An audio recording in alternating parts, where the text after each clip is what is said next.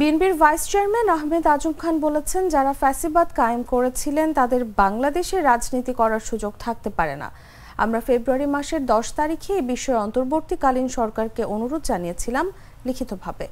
আদালতের মাধ্যমে তাদের কার্যক্রম নিষিদ্ধের জন্য প্রক্রিয়া শুরু করা হোক। এপ্রিল থেকে যতবার উপদেষ্টা মণ্ডলীর সঙ্গে কথা হয়েছে আমাদের নেতৃবৃন্দ এই আলোচনাগুলো রেখেছেন। কাজে আমরা মনে করি দেশে গণতান্ত্রিক রাজনৈতিক দলগুলোই রাজনীতি করবে।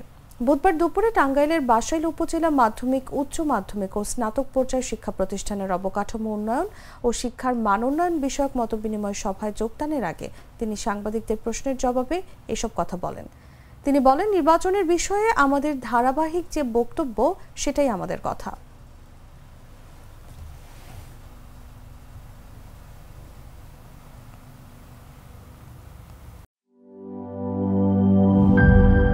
আমি তো মশলা বদলে ফেলেছি, এবার আপনিও বদলে ফেলুন। একবার প্রাণ গুঁড়া মশলা ব্যবহার করেই দেখুন।